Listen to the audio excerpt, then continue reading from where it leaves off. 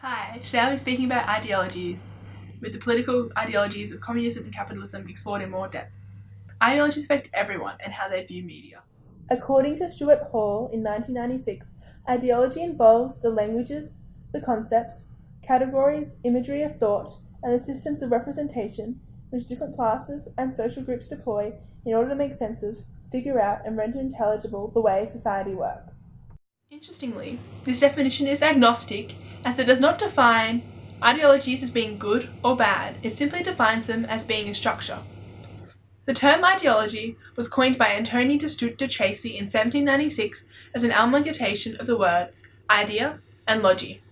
Ideologies can affect one's values and beliefs without the individual realizing it. It can also affect the way people view media and the meaning they can get from it.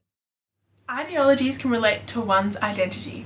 In the reading Integrating Popular Culture, Key Questions, Hoboken, Taylor and Francis, identity is explored as a tension between self-definition and social definition. Ideologies are involved in making one's social definition, as well as pushing them into certain social roles, as well as affecting their own sense of self. Taking a closer look, a common set of ideologies are based on political beliefs. Capitalism and communism are two sets of political/economic ideologies that represent opposing concepts and beliefs. For instance, this girl is involved in the ideology of capitalism. She values freedom and the ability to work hard to gain success. These values may be her own, but could have been influenced by her ideologies. Her identifying herself within capitalism may also cause her to fear communism as a whole. Being part of the capitalist ideology reinforces her own values of freedom, while creating new beliefs in her that communism is against all her values instead of against all capitalist values. In contrast, this girl is involved in the ideology of communism. She values equality over anything. This value is her own. Her own values create a connection to communism. Her involvement in this ideology creates more values in her, such as government-owned resources. She may also see these beliefs as her own, but they were influenced by her ideology. Being part of communism makes her look at capitalism with criticism. Ideologies can be good for someone or bad. They may lead to a lack of creating one's own values as well as creating a divide. However, they can also be good in allowing people to connect and be part of ideologies they can relate to.